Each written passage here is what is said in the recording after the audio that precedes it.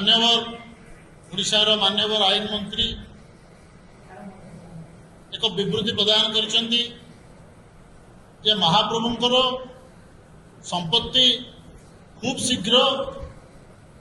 राज्य सरकार ताकू निज अख्तियार को आणवे और श्री जगन्नाथ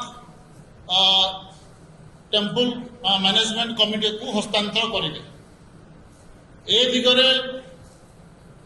मान्यवर मंत्री कौन सी स्पष्टता देखले नहीं कि ये कौ समय सीमा भितर ए संपत्तिर पुनरुद्धार हेब। पुनरुद्धार एथिपाई आमे कहिया चाहूँ जे आपण माने समस्ते जानती जे महाप्रभुंकर सारा भारत वर्ष रे 62,000 टिके अधिक संपत्ति थिला जहाँ राज्य सरकार कहते 60,000 एकर ताकू मध्य आमे आपन को विश्वास करूछु। आपन ठीक कहथिबे 60,000 एकर संपत्ति केवल पूरी ओडिशा रे 38,000 एकर संपत्ति रही और ए संपत्तिर 47-48% खोर्धा जिला और पुरी जिले में प्राय 30% संपत्ति रही। आज महाप्रभुंकर गाँव में खोर्धारे शह शह कला मुगुनी पथर खଣି मांकड़ा पथर खଣି मोरम खଣି अच्छी जहाँ को प्रत्येक वर्ष नीलाम करा जाए और नीलामधारी मैंने जी ठीक अमाउंट डिपोजिट करती दि जाए कि गत किसी वर्ष धरी महाप्रभुंकर अनेक खଣି ऑक्शन करा जाऊ नाही किंतु कला बजारी भाव में असाधु उपाय खଣି को हरिलुट करा जाउछि।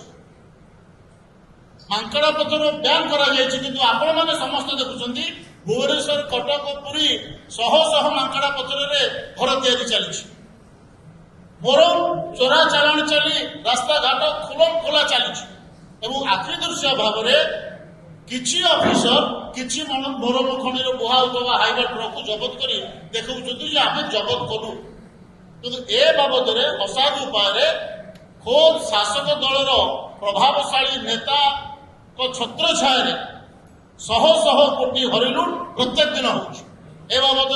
मंत्री संपूर्ण नीरव सरकार संपूर्ण नीरव। ए संपर्क में मान्यवर ओडिशा हाईकोर्टर जस्टिस डॉक्टर संजीव कुमार पाणिग्राही मे मासरे एक ऑर्डर राय पास करथिले से न्याय प्रदान से गोटे अति सुंदर शब्द धाड़ी व्यवहार कर महाप्रभु संपत्तिर भूरक्षण केवल आईनगत व्यतिक्रम नुहे यह एक आध्यात्मिक अपमान और सांस्कृतिक क्षति बोली हाईकोर्ट कहते ओडिशा सरकार को निर्देश देते जेते शीघ्र संभव समस्त महाप्रभु संपत्ति को आपण तुरंत अख्तियार आणु जेते शीघ्र संभव अविलंबे कर हाईकोर्ट को राय मे मासरे है मे 13 कि 14 भितर या भितर 4 मास बीती जाइए सरकार कौन सी तत्परता देखी ना हाईकोर्ट कहते जे Shri Jagannath temple act section 16A जहाँ जमी जमा संबंधी ताकू जदि आवश्यक पड़ुची ताकू रेक्टिफाए करूँ जदि कौन सी आईनगत असुविधा रही किंतु एपर्यंत सरकार तत्परता देखी ना जो असाधु व्यवसायी कला बजारी जमी हरिलुट करते महाप्रभु संपत्ति सुरक्षित नुहे। तेणु आज आम आपण मान जरिए सरकार को गोटाए प्रश्न करुचु एवं निवेदन भी करुचु जे एक निर्दिष्ट समय धार्य करंतु केबे महाप्रभु संपत्ति महाप्रभु पाखक आसो यापर मुझे आपण मान अनुरोध करी आपण मान जरिए दयाकोरी आईन मंत्री की आपण मैंने पचारू यह महाप्रभु स्वार्थ दृष्टि जगन्नाथ प्रेमी स्वार्थ दृष्टि आप पचारतु जे महाप्रभुंकर मालिकानार संपत्ति थिबा केते संपत्ति